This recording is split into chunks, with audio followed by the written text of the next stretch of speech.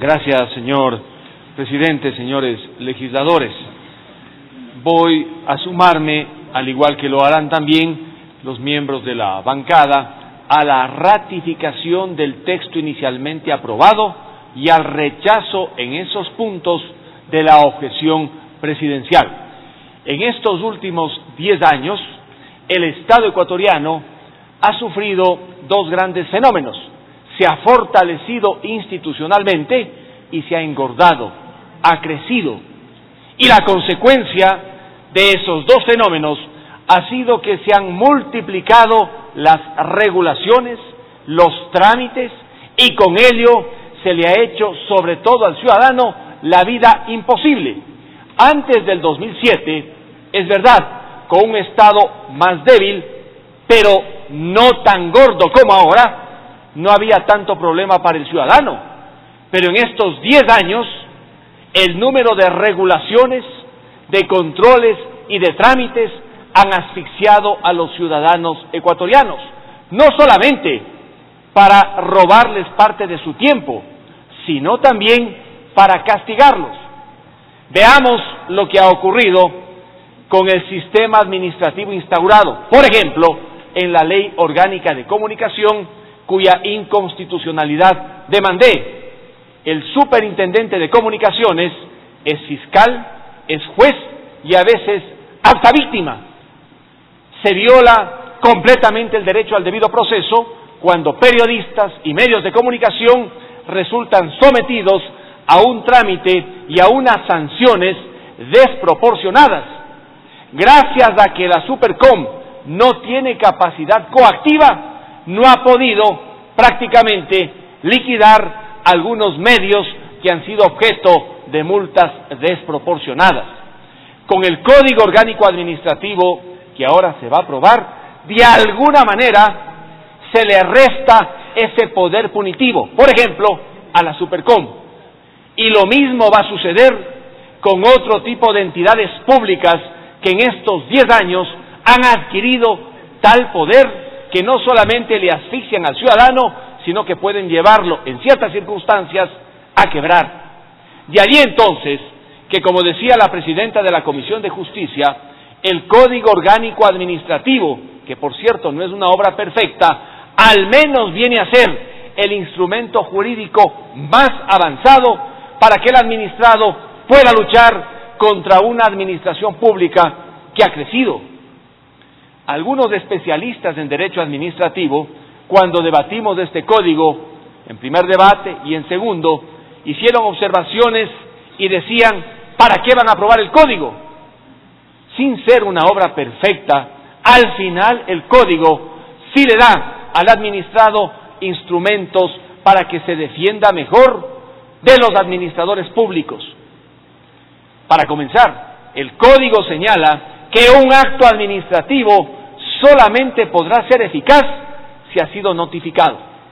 En la objeción presidencial se estaba eliminando este requisito para que sin notificación al ciudadano se pueda ejecutar el acto administrativo. En buena hora que pudimos coincidir en la comisión para ratificar el texto inicial y para que un acto administrativo abusivo de cualquier autoridad solo sea eficaz cuando se notifica. En el tema de las coactivas, señores legisladores, hay un avance importante. Desde que entró en vigencia la ley que protege, entre comillas, los derechos de los trabajadores, pero que no protege los derechos de estos, sino la capacidad coactiva del Servicio de Rentas Internas y otras entidades, fue el instrumento para que el accionista de una compañía anónima, el socio de una compañía de responsabilidad limitada, con el 1% de participación social, responda al final por el 100%. Mediante autos extensivos de pago, los jueces de coactiva, que no son jueces de derecho, sino funcionarios públicos, querían cobrar a estos pequeños socios o accionistas la totalidad de la deuda de la compañía. Ello llevó, por ejemplo, a dramáticos casos en Diario Hoy, que entró en liquidación, y accionistas que tenían menos del 1%, durante un buen tiempo les embargaron los bienes y querían cobrarles todo. Con este código, y quiero que quede para la historia de la ley, ya no podrán los jueces de coactivas, a pesar de lo que dice la Ley Orgánica de los Derechos de los Trabajadores, cuya reforma propuse hace más de un año, cobrar a los pequeños con autos extensivos de pago. Cuando estos abusos se produzcan, ya podrán estos pequeños socios o accionistas exhibir el Código Orgánico Administrativo y decir ya no pueden hacer lo que hicieron desde el año 2012, generando un altísimo ambiente de inseguridad jurídica que ha llevado a que muchísimos no quieran invertir en compañías limitadas, anónimas, por el riesgo de que finalmente les cobren todo. Hay una regla: para poder cobrar todo al accionista o al socio minoritario, tiene que levantarse el velo societario.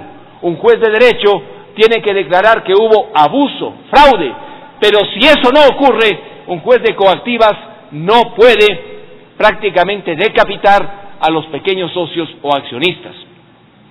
En lo que sí se equivoca el código, y fue motivo de una discrepancia que tuve con el anterior presidente de la Comisión de Fiscalización, es en el tema de la responsabilidad extracontractual del Estado. Esta, por mandato constitucional, según lo que dice el artículo 11, numeral 9, es de carácter objetivo. La víctima solo tiene que probar el daño que sufrió y el nexo causal entre el daño y el hecho. Si a alguien se le caen sobre su cabeza cables del tendido eléctrico y por esa razón resulta lesionado, tiene que probar dos cosas: que sufrió el daño, material o inmaterial, y que los cables le cayeron. Nada más. ¿Qué puede hacer la empresa eléctrica para no pagar, para no reparar? Decir que esto ocurrió por caso fortuito, fuerza mayor, culpa de la víctima que se colgó de los cables u otra persona que cortó y le colocó en la cabeza. No tiene otra forma de eximirse de responsabilidad. Lamentablemente, en la versión original se incorporaron elementos subjetivos para que se verifique también la acción u omisión del empleado, y esa es una gravísima equivocación porque rompe años de desarrollo jurisprudencial en el país. El veto presidencial es peor que el texto aprobado, y por eso en la comisión se acordó ratificar el texto inicial, que es menos malo que el de la objeción, porque si se aceptara la objeción como tal, en este punto la situación se complicaría. Lamentablemente no hubo los votos necesarios de la comisión para que efectivamente se ratifique el texto en los términos en los que todos esperaríamos, para salvaguardar los principios esenciales de la responsabilidad contractual. Señor presidente y señores legisladores, en resumen, lo que ahora vamos a hacer es histórico, porque estamos dotándole al ciudadano de un escudo para que pueda defenderse mejor de la arremetida de una administración pública que ha crecido de manera desbordante en los últimos 10 años. Por esa razón, como dije al inicio, yo votaré para que se ratifiquen los textos que se acordó en la comisión. Muchas gracias.